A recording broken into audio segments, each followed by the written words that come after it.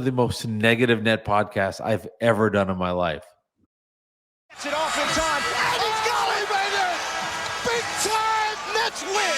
Welcome back to Only Net Fans You Know podcast. I'm Peter. Happy New Year and welcome back to the podcast. I have a great guest lined up, Mike Bisceglia from Bad Weather Fans Podcast. I think it's just a great conversation in what he called one of the most negative Nets podcasts he's ever done. Our guest today is an award-winning podcast producer, a veteran in the New York City radio game. He's also a friend to all cats. He's a great guy and also a pillar of Nets Twitter. Catch his podcast, Bad Weather Fans. Welcome to the show, my guy, Mike Bisceglia. What's up, Pete? How you doing? I appreciate the warm introduction. I do love my cat Leon. Unfortunately, Nets town right now is in a bad place, but that doesn't mean we can't have fun BSing a little bit and talking some Nets and in the state of all the crap that's been happening. Yeah, obviously you've been a Nets fan for a very long time. You've had your podcast for I don't know, a couple of years now. You've had Richard Jefferson on. You've had a couple of players on. You're someone who I watched before I even had a podcast. You were always very nice to me in the DMs, so it's really cool to have you on and whatnot. So thank you for taking up your time. You got another show to do in a little bit, so we're gonna cut straight through with this. And what is going on with this team? We jump into the new year. It's 2024. New year, new team.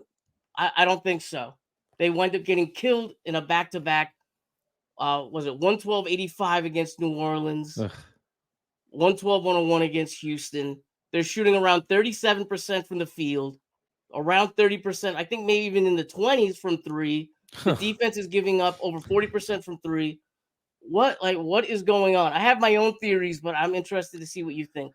Yeah, it's a really interesting one because the Nets early in the year were playing really well. They seemed like a really cohesive unit for the lack of talent that they had. You felt good about this team with all the injuries, everything that had gone on. Everybody's like, we didn't have Cam Johnson, but we're 5-5. We missed Cam Thomas for a stretch of time, but we're 11-10 or whatever it was.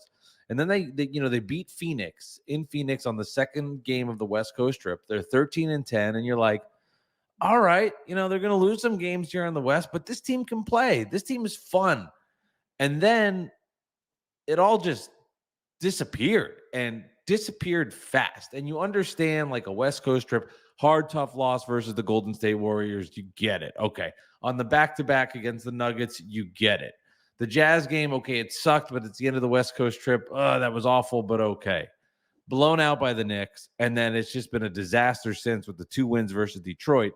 And I really do think that there was something rotten that really got exposed in the game versus the Bucks, where the Nets got too cute and they got too smart for themselves.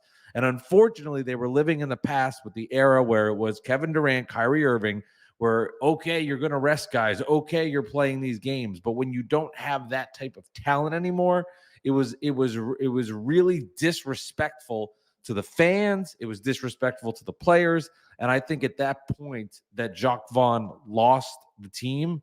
And I think now it shows on the court where they have no chemistry, nothing good to look forward to. It's chuck up threes, a couple of moments where they'll make a shot, but you never feel like they have a run in them. And you're just waiting for the bottom to drop.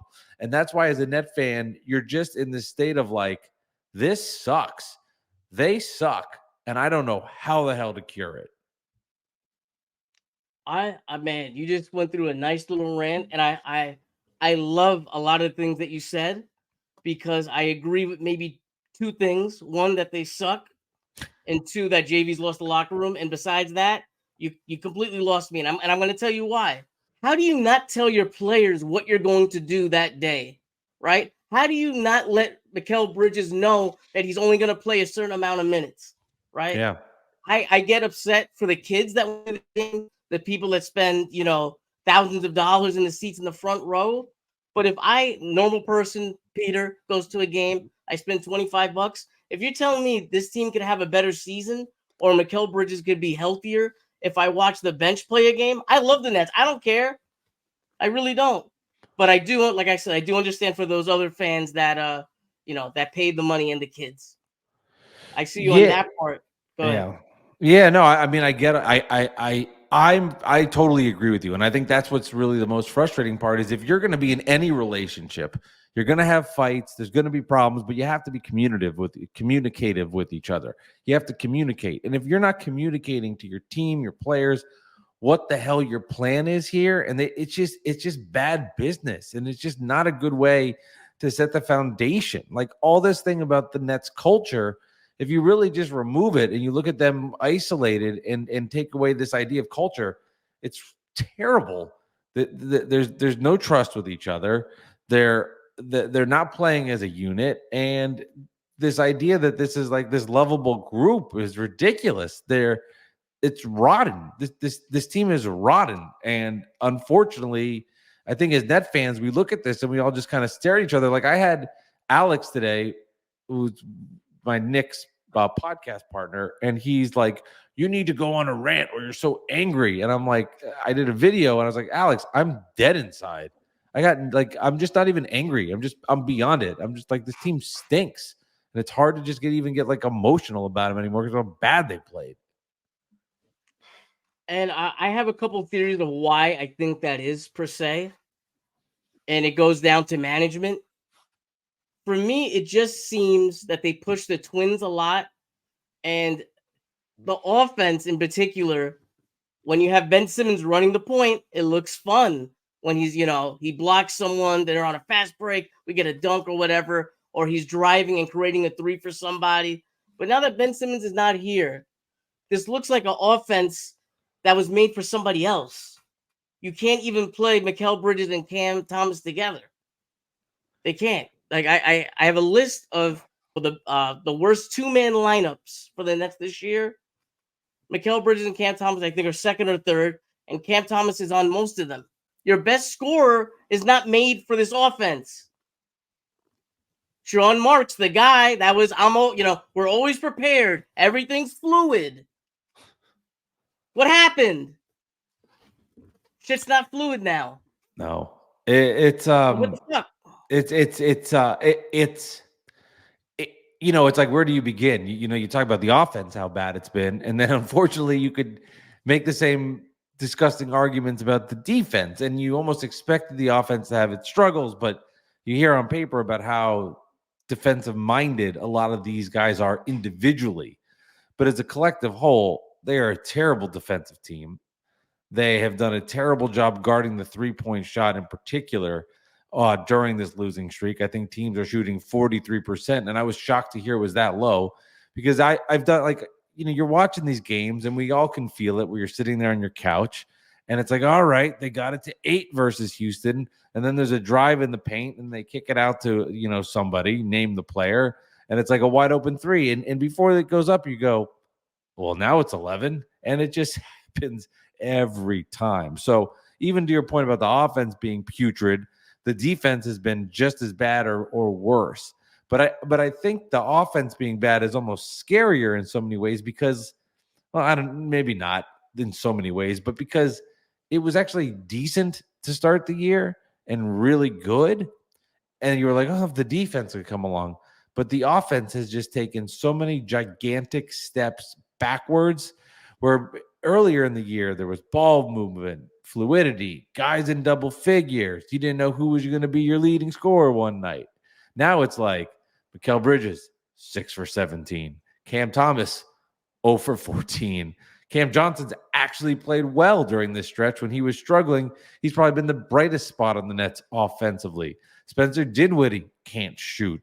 I mean, the list goes on and on and on, and it has just been a rough stretch. And I think the Nets need, even if, Pete, even if they're not going to be great this season, I think just for all of our fandom, we just need to see a win, just to have like a moment of not this crap. Like, we need to just beat the Thunder and feel good about ourselves for 24 hours.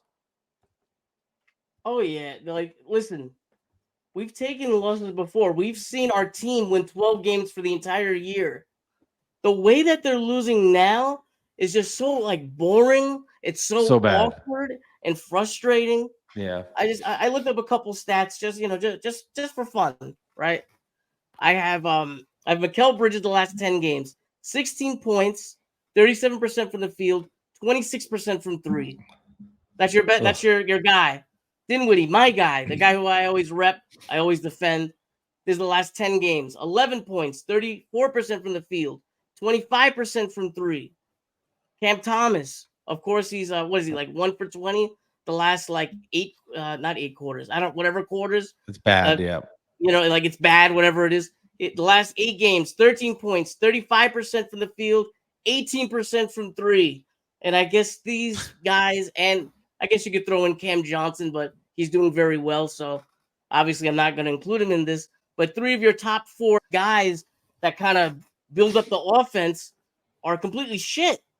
Like I can't believe that all these 3 guys are in a slump at the same time.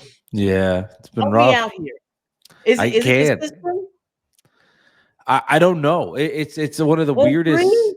It's just so weird to see a team all go bad at once. And I think because of what happened in the Bucks game, in the losing before it, the Piston wins, and then the losing after it, it's just been kind of it's been brought to the surface. For even though it's a bad losing streak, something feels worse about it. And I think a lot of reasons are, people could talk about the 12-70 season, but there was the idea of John Wall and there was the lottery. So at the very least, you're like, all right, we're going through this, but maybe we'll get a top tier pick. Didn't happen. Became Derek Favors, who, in turn ended up becoming D. Will, right? And then the rest is history with the Brooklyn Nets on that side of things. But now you're like, okay, well, we don't have picks. Now I'll even go back before where like younger teams, at least when you don't have your picks, but you're playing young players. You can see them develop. This team is now where you're draft pickless on your own picks. You've got guys in the mid-range area.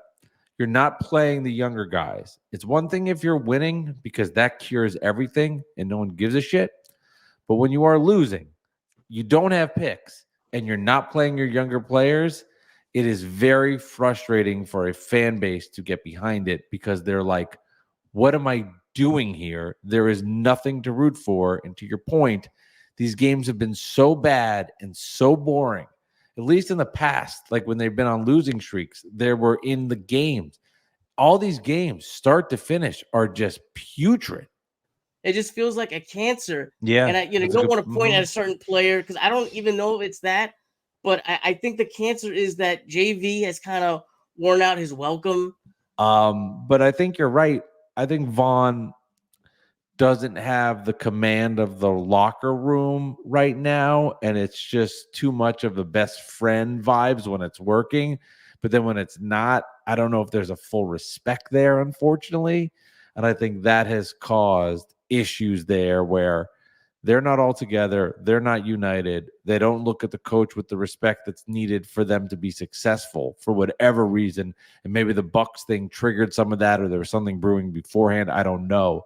But it just doesn't feel like all the components here work where you have a coach that's lost his players, the players that aren't trying. And it's a recipe for, turning the games off with 4 minutes and 20 seconds left because they're down 20 and you're like, I'm done.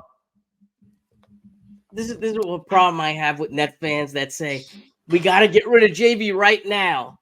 Not that I'm going to defend the guy, but I believe he's making a lot of money. Was he making maybe $3 million, which is I think a lot for a head coach? I may be wrong. His salary might be a little higher, but I think we're still paying Steve Nash. Probably. The point I'm trying to make over here is that are we really going to be paying 3 head coaches? Us net fans, we don't care, obviously, but it's going to be up to the owner. Is the owner really going to want to pay another coach, clean up another coaching staff? And someone kind of corrected me and made a decent point. How would you feel about Kevin Ollie taking over? Yeah, well, I know that there was earlier in it was after the Hornets loss, right? Yes, it was after the Hornets loss, and Kevin Ollie stepped in and gave a motivational speech, and the Nets came in and they beat up the Orlando Magic pretty good. The Magic, one of the success stories this season, 19-14. They've played some great basketball, but came into Barclays, and the Nets were fired up, and that was one of the best that I was actually at that game. That was one of the best that they have looked all season. Kevin Ollie with pedigree from UConn, where he won a national championship. I think he's very well respected within the association. Because he's there, normally I wouldn't like agree with the harsh reactions of somebody should get fired, and I don't think somebody should lose their job. I hate that. But I would fear it for them if they continue to play like this. And now all of a sudden, they're 15-25, 17-32, 20-42, whatever it ends up being. Where are they going? Is a change necessary? I think if the Nets lose like this 3 to 5 more times, I don't think he can last. I just think it's too much. And if it's again another person that's kind of the scapegoat here, I have been a big Sean Marks person. I respect so much of what he did from this organization when they had nothing and turned it around and signed Durant and Kyrie Irving without giving up assets. I mean, they had a roster. If you look back on it, it's so depressing just how good that roster was. And I had felt like Durant and Irving hijacked the organization and that Marks deserved a second chance, or another chance with his own set of rules in a sense. But it does feel like this time around there's not as much like I don't know what the plan is, and that kind of worries me a little bit with the Nets. What is the plan? What are we doing? Be nice to know, because right now it feels like we're kind of just stranded in the ocean and there's no life preserver. Like they're just going to trade everybody at the deadline. Yeah, I mean, at this point, if they're going to keep playing like this, there's no need to have Spencer Dinwiddie, who's a free agent, on the roster. Royce O'Neal. It just doesn't make sense. No. You have to just make the trade and get something in return. If you're Sean Marks, do you trade a Nick Claxton? Obviously, you just said you would trade a Dinwiddie and Royce. I don't know what their value is per se right now, but if you can get an expiring and even second rounders at this point, Dinwiddie's shooting close to 31% from three. Like, I feel like he was worth definitely maybe 2 first rounders. Maybe that's a little high for you. At least 1 first rounder last year. This year, I'm not sure what that can get you. But what would a Nick Claxton bring in a trade? He's 24 years old. Last year was a Defensive Player of the Year kind of runner. Not runner up, but in the running for. And I think it's just a very interesting situation. Analytics love him. This year, the eye test hates him. 24 years old. You're going to let him walk? Do you trust Day-Day that much? I think Dinwiddie would be more interesting to a contender than a Nick Claxton. And I'll give an example.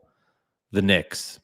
Although they could use a center. So what about the Lakers? I'll preface that. But Lakers, another example. Teams need ball, playmaking guards, guys that can shoot. And when you put Dinwiddie as the 6th, 7th option, that's a really incredible role. When he's asked to do everything, it's a little more difficult. And you can see teams that don't have as much success.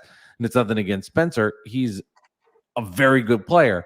But if he's asked to lead your team, it's not going to be as successful. We saw what happened when he was in Washington, and then we saw what happened when he was in Dallas, when he's playing next to a superstar in Luka Doncic. All of a sudden, his 3-point percentage went up. He had his best career of his life. So if you can get him in a position where he could just be that kind of guy, I think a title team or a team in the mix would love to have him on. I say like the Knicks, who have Jalen Brunson as their lead guard. But what if you could have Spencer Dinwiddie relieve him with minutes, play off the ball, set up and shoot shots, play a little defense? Like, boom, that makes sense for the Knicks. Not saying the Nets and Knicks are going to make a deal. Nick's the weird one because he's a free agent. He's 24. Somebody's going to give him a lot of money. Do you feel like he's part of your long-term plans with the Nets? He is. Man, he is. It's like if you could just get Day'Ron and Nick together. Like, all right, we've got our star center. But unfortunately, the skill set that each of them has, the other one lacks a little bit. I think, Nick in spurts obviously can come off the ball and block shots. He's a solid rebounder, but he hasn't shown signs of growth even more where you'd feel comfortable with it. And I do think at this point, like, giving him a big contract, and if you're not winning games, just feels like a waste of time. and I'd actually feel more comfortable and just happy. I kind of just would feel more happy if they made a trade, got something in return, and then didn't have to pay him while they suck at the same time. You could lose with him, you could lose without him. Right. Exactly. You're going to be losing regardless. So at least let's get some assets back. So when we are in a better place, maybe we're ready to win. He is a tricky one. But it's like, it's just so much of it is there. And then sometimes it's just not. I wish the Nets gave him more opportunity actually offensively. I wish we got to see what he could do offensively, because here and there he's made some nice shots. He's got a decent touch, it looks like, but he's he's just kind of catching lobs, blocking shots. And is that $25 million a year worth? Probably not. I love Nick, and for the Nets to have him drafted in the early second round and developing him to the player he is, kudos to the Nets, kudos to Nick Claxton. But it might just not be the timing for for the organization and him. And honestly, I hope if it isn't right, I just don't want to lose him in free agency or go crazy and overpay. And I'm fearful now, especially after seeing the Cam Johnson contract. And I was all for signing Cam, and I thought it was the right decision because he was part of the KD trade. But you can see if you're going to just be wrapping up money, and here's 20 for Cam, here's 25 for Nick, and it's like, all right, we've spent all this money, but we suck. What's the point? We got to start fresh. That Ben Simmons contract coming off the books in a year and a half, that'll be $40 freaking million. That's a huge hole that's just eating this cap. $40 million for a guy that doesn't play is tough. It's tough. How many teams have a max contract on their cap sheet that is just a black hole? Not many. Not many. It's tough. As a matter of fact, I was talking to a couple of Knicks fans, and I said, I feel like that cap hole, that $40 million contract next year, and what was like 35 this year or whatever. Yeah. I feel like that is like the shackles of the Nets. Imagine adding in a max player, or maybe not even a max player, 2 really good players in place of him. I feel like you look at the roster totally differently. Oh, yeah. And the problem with Ben, too, was, when the year started, he got off to a great start. Then he kind of faded, and you were like, okay, he's clearly not the player he was in Philly, but he's better than what he was last year. And if you said, okay, let me just take Ben and take away his contract, I would think Ben's just a good role player for the Nets, who helps them push tempo, rebounds, has deficiencies. Now, is he worth $35 million? No. But at least if you just look at it as he's a player that's on the team that can help you, okay. Now he doesn't show up. He's not here. And I think it's it's crazy you're crazy to think he's gonna be back. Unfortunately, this is what it is. Maybe he'll come back for 2 or 3 games, but it's over. And it's sad too for him because he was all NBA level talent. And the Nets had a little something to start the year with him, and you saw a little bit of it and pushing the tempo. It was exciting. And now here we are, 35 games later, 34 games later, whatever, and it's a shit show, and he's not here. His cap's there. Bridges isn't developing well. Everything that could go wrong has gone wrong, outside of Day'Ron Sharpe being a really good backup center. Okay, great. And it's coming out, instead of all aces, it's just like a total bust everywhere. This has been such a negative episode, Pete. This is probably in all the Nets podcasts that I have done in my life, and there has been a lot of them. This is the up there with, and I'm not talking about after the Bucks game 7s and the worlds where it's just like pure numbness, depression. This is definitely one of the most negative Net podcasts I've ever done in my life. That sounds horrible. Congrats. Jesus Christ. I know. Here we are. All right.